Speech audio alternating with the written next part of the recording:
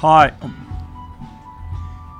Hi and welcome to the Rolex Sydney Hobart Yacht Race Daily Show. I'm Rupert Guinness, your host, and with me on my right here is Olivia Price, and on my left is Nick Douglas, two champion sailors in their own rights, and we're here to talk about, well, we're just into the second day of this year's race, the 74th edition of the Sydney Hobart race, and we're reporting now from Hobart. We're just in front of the official village, the race village, and just behind that is Constitution Dock, a very famous place indeed. But we're here to talk about what's been happening in the last 36 hours almost, and there's been a lot happening. We've got a very, very tight race, a really exciting race for line honours, and a superb race unfolding for the overall winner for the Tattersall Cup. Well, one person's been following very closely today, Olivia.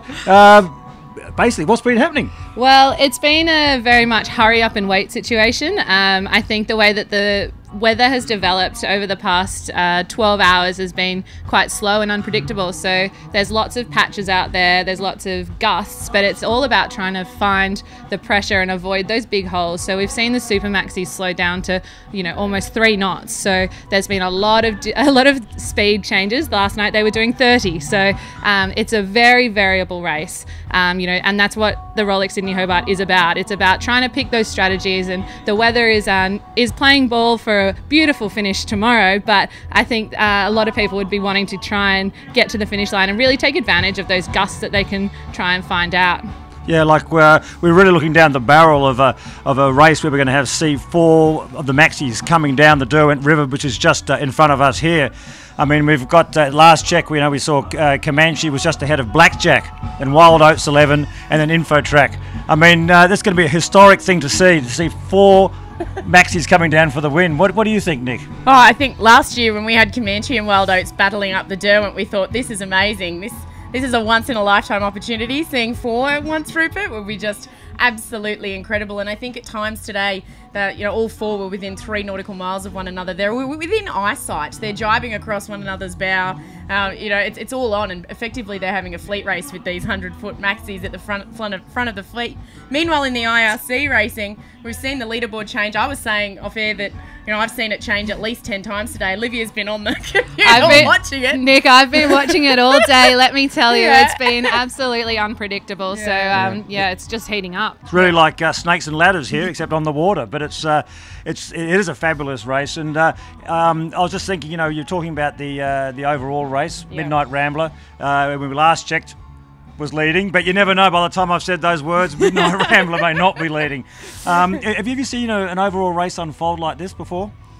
Not recently. I mean, I think in the past few years, just because the weather has been a little bit more predictable and we've seen more solid systems and a lot less variability, your nor'easter and then a front, it's been easier to see what's going to happen. But now we're really waiting on how soon that southerly will come through, whether they'll get a little land breeze overnight, whether they'll be able to get something off the back of one of these raining clouds. You might be able to see a few little storm clouds behind us. So, it all makes it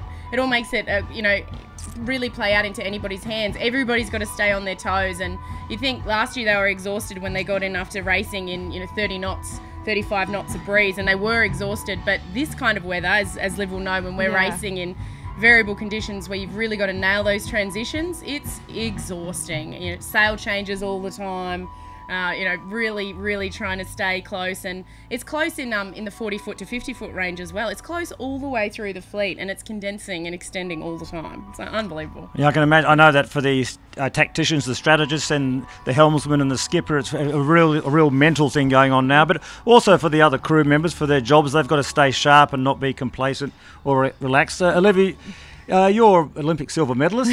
Tell us about what's that like to cope with pressure when conditions are as sort of variable as they have been. Yeah, so it is really tough out there. We spoke to Wild Oats and Blackjack earlier this afternoon, who all think that all 4 super maxis will be entering the Derwent and battling it out up here together, and both of them actually said that it was the most exciting and toughest race they've been doing tactically and strategically. So I think we talk about the people at the back making those decisions, but also with the crews that with these pressures, you've got to change your sails so accurately and make those decisions and get the crew work sorted. Especially, you know, we've seen those changes in pressures. As soon as they hit a light patch, they've got to get those bigger sails up, and then they've got to try and make the most of those pressures when they're in them. So we've seen so much cat and mouse action and snakes and ladders, as we said before. So it's going to be really interesting to see what happens over the next 5 to 8 hours and what happens overnight. You know, traditionally it is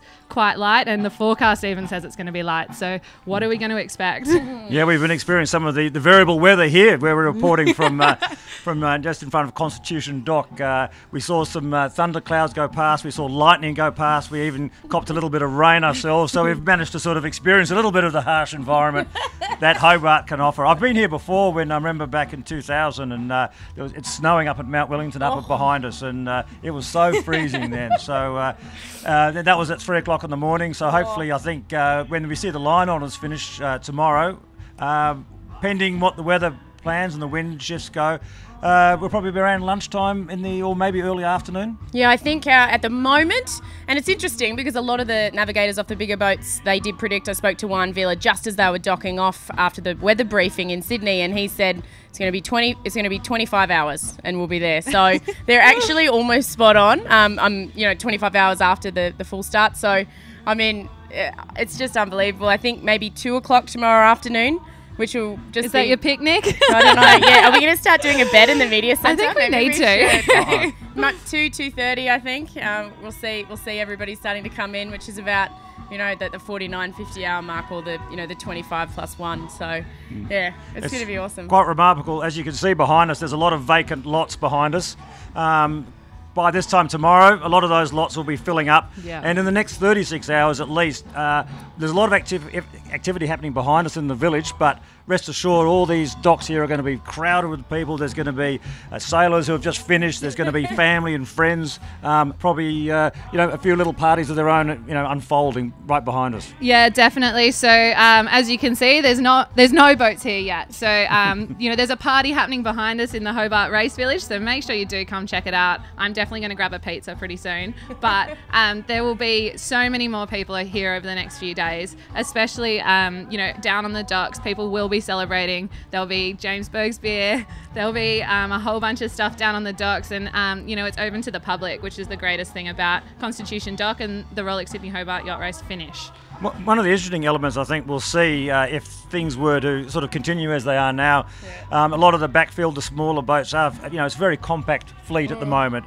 I wonder how strategically, logistically, they're all to cope with all those boats coming in, within 12 hours or 15 hours of each other. Yeah, I think the marshals might have a little bit on. The people bringing the James Bogues down might have a little bit on. We might not have enough trolleys.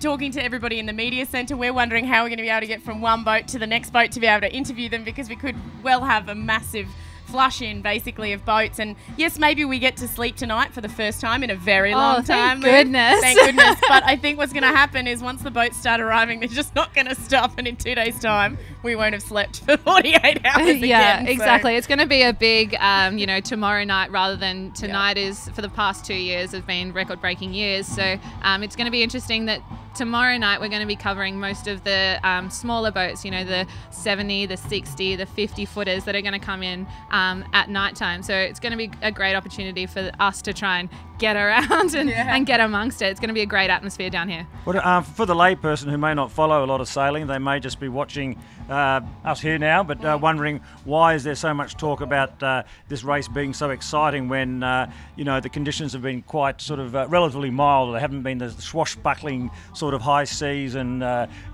inclement weather that most of the general public associate with the Sydney to Hobart. I mean, what makes this race exciting besides the fact that we've just got boats close to each other? Well, I mean, in ocean racing, sometimes you're on the same tack for a day. Sometimes you don't see another boat for a day. Being within close vicinity is definitely one of those things. Having lots of sail changes is another one. Even the crews having to move their body weight around all the time, and really get into that routine of making sure that they do stay on the ball and they go and get their rest when they can, because they're going to have to be in full concentration mode when they're up on deck.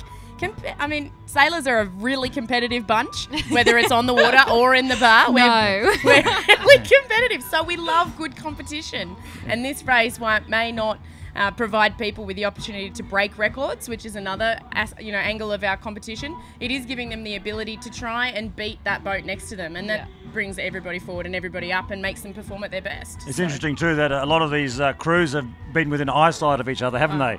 I wonder if there's any sort of little mind language or body language that's going on between the crews, but in all seriousness, I mean, they would be hearing each other's orders in some ways, or at least seeing what tactics they're unfolding. Yes, they'd definitely be able to see each other, especially that mid-fleet, the 30 to 40 feet range. They would be able to see each other. They'd be able to see what sails they're putting up. I spoke to Black Sheep earlier this morning, and they were doing about 13 knots for the Beneteau, and in 20 knots of northerly breeze, and they were on deck with t-shirts and shorts and having a great time eating their egg and bacon rolls. So it is a lovely atmosphere. It brings this race together, having that fleet of boats that are so competitive with each other. As Nick was saying, the harder we push, the harder they push together, the faster they're going to get here. So it's really exciting for us to keep watching that overall. This time yesterday we were talking about the retirement of 3 boats. There are now 4 boats that have retired as we speak. Now there's the fleet of 81.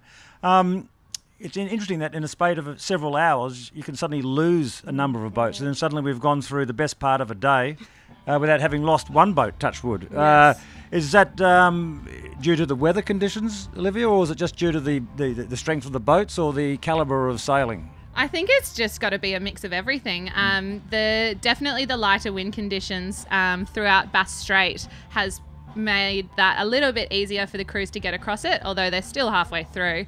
Majority of the fleet are still at the back end of the Bass Strait, so they've still got some miles to sail, but it's definitely not having a southerly buster come at you across Bass Strait must be a sigh of relief for the majority of our fleet. Unless you're a big boat, I think it would be welcome to have a little bit of reprieve and a little bit of time to kind of think about your decisions and just take in the atmosphere. It's just you and your crew and your boat out there on the water.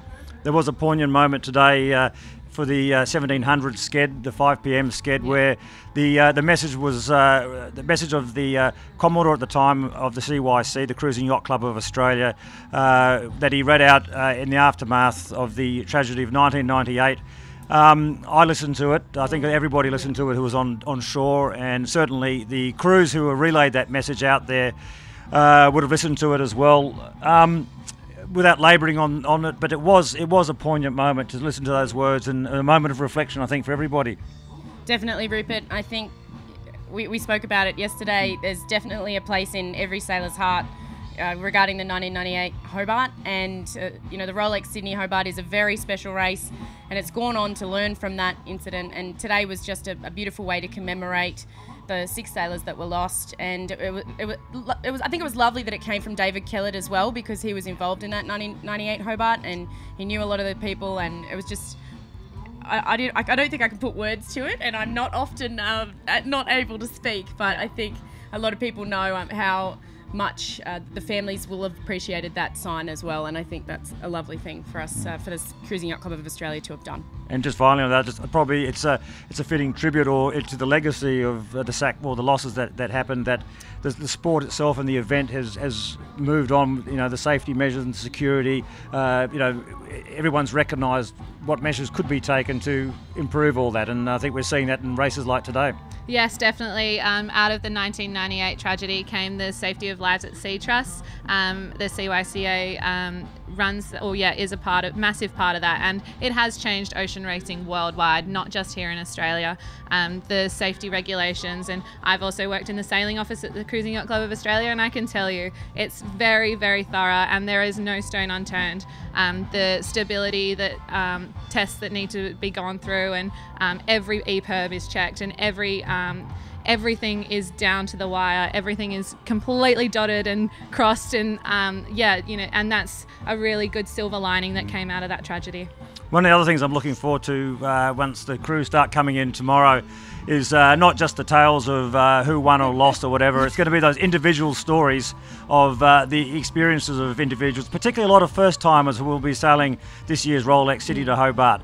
And they're always fascinating stories. I'm sure both of you, with the experience that you've got as sailors, but it's great to see newcomers to a sport really appreciate the sport, and particularly, you know, the hardships, but also the funny moments and that moment of satisfaction of having achieved something that they haven't done before. Absolutely. I think the camaraderie that comes out of a race like this, the Rolex Sydney Hobart, you make a family for life effectively with the crews that you come south with as well. So I'm really looking forward to the stories. Given how tricky this race has been as well, I'm really looking forward to seeing the outcome of a few beer bets and rum bets. There's plenty of them. There's plenty bets going on between the crews, and I think a few people are going to have to pay up big.